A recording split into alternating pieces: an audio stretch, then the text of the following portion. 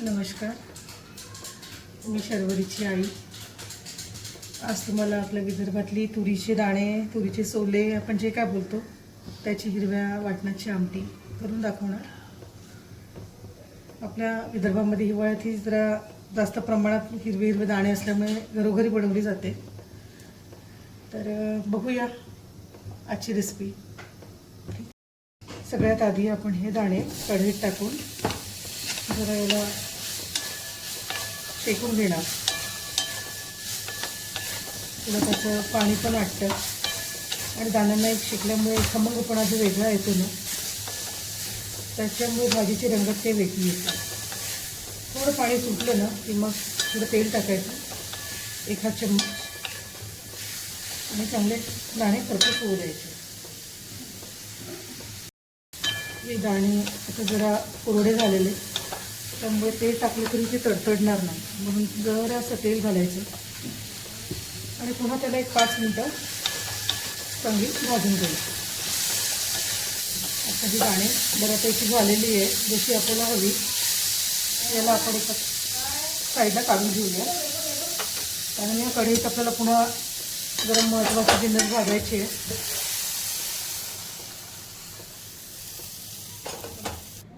आता ही दाणे काढलेली जी कढई आहे, गरम असतानाच त्यात आपण जरा तेल घालायचं आणि याच तेलामध्ये हे लसूण,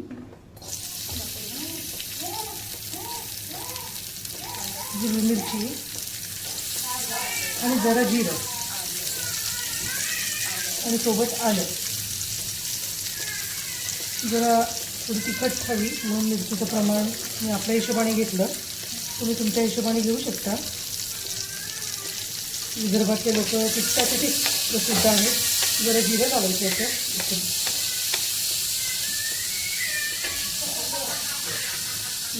हे पण जरा छान परतून होईपर्यंत शेकून घ्यायचं.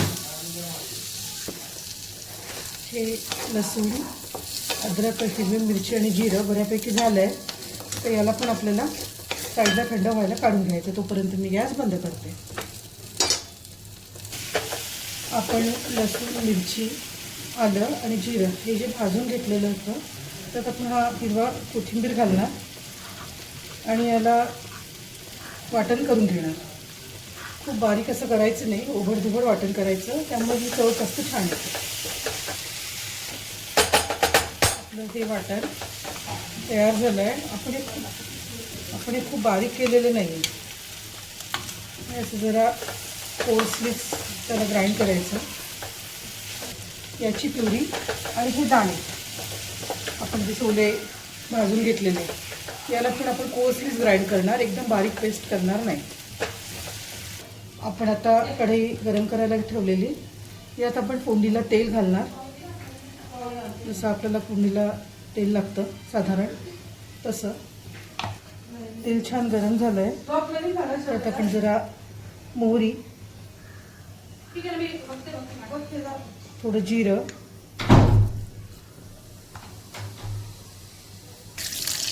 हे चांगलं तडतडलं की हिंग,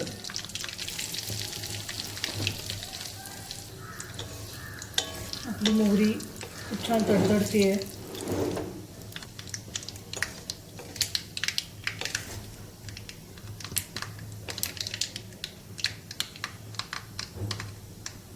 मोहरी छान तडतडून झालेली आहे. आता लसूण टाकलं, 3-4 पाकळ्या लसणाच्या बारीक कापून घेतलेल्या.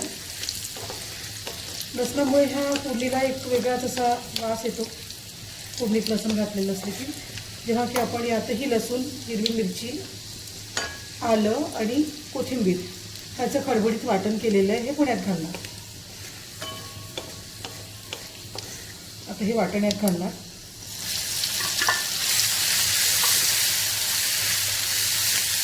वाटणाला 1-2 मिनटं छान होऊ देणार, तेल सुटेपर्यंत. हे वाटण आता आपलं छान परतलं गेलं आहे. यात आता तुमच्या तिखट खाण्याच्या आवडीनुसार थोडं तिखट, हळद आणि हे 1 चम्मच धणे पावडर.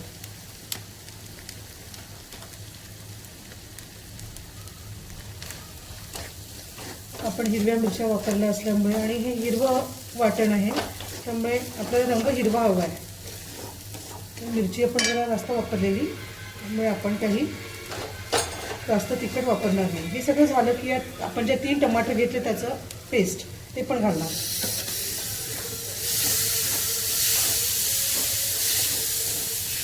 यालाही छान होऊ देणार. टमाटर चांगले शिजावेत म्हणून यातनं जरा मीठ घालायचं. मीठ घातल्यामुळे टमाटरला लवकर पाणी पण सुटतं आणि शिजायलाही जरा वेळ कमी लागतो. सोबतच ही जी दाणी आपण फ्राय केली आहेत यांना आपण एक खरबडीत वाटण असं तयार करणार. खूप बारीक नाही, कोर्सली जरा अख्खं त्याहून फुटलेला असा दाणा असं वाटण तयार करणार. आपण हे जे दाणे आहेत तुरीची सोले यांना मिक्सरमधून आता काढून घेणार. आपण ही दाणे आता बारीक करून घेतलेले सर्व यात घालणार. आपण हे सगळे दाणे अर्धवट बारीक केलेले हे आपण सगळे फोडणीत घातलेले. ज्या फोडणीमध्ये अद्रक, लसूण, मिरची, कोथिंबीरची पेस्ट, त्यानंतर टमॅटो पेस्ट, मग तिखट, हळद आणि धने पावडर, मीठ आपल्या सोयीनुसार ते घालून मग हे दाणे जरा आता तेलामध्ये एक 5 मिनटं शिजू द्यायचे. तोपर्यंत मी गरम पाणी तयार करते. ते गरम पाणी टाकूनच याला उकड द्यायची, नाहीतर जरा चवीत फरक पडतो. का जरासं हे छान तेलात शिजले यात आपण आता पाणी घालतो.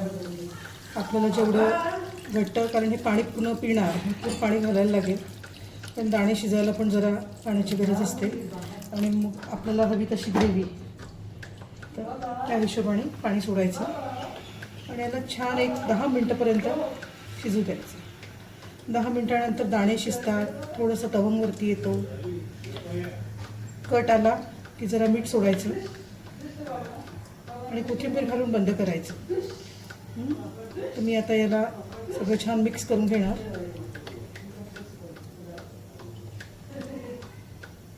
प्रत्येक गृहिणीची ही एक वेगळी पद्धत असते स्वयंपाक करायची. प्रत्येकाच्या हाताची एक वेगळी चव असते.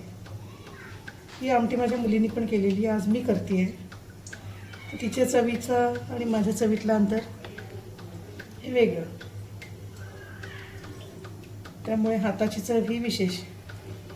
मालवणी पद्धत, कोकणी पद्धत, खानदेशी पद्धत आणि ही विदर्भीय पद्धत.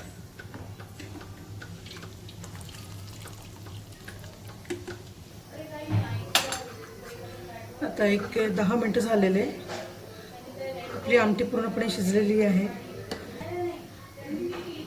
तर ते दाणेसुद्धा आपले पूर्णपणे शिजलेले आहेत. आता हे असे अर्धवट कुटलेले, बारीक एकदम केलेले नाहीत. तर छान दाणे पण आपले अगदी मऊसूत शिजलेले आहेत. बघा दाणा तुम्हाला दाखवते, आपण दाणा छान शिजलेला. यावर आता भरपूर कोथिंबीर घालायचं आणि गॅस बंद करून ठेवून द्यायचं. तुम्हाला माझा हा व्हिडिओ कसा वाटला तो नक्की कमेंट करा आणि ही माझी पद्धत जी आहे आमटी बनवण्याची त्या पद्धतीने तुमची आमटी बनवून बघा. थँक्यू.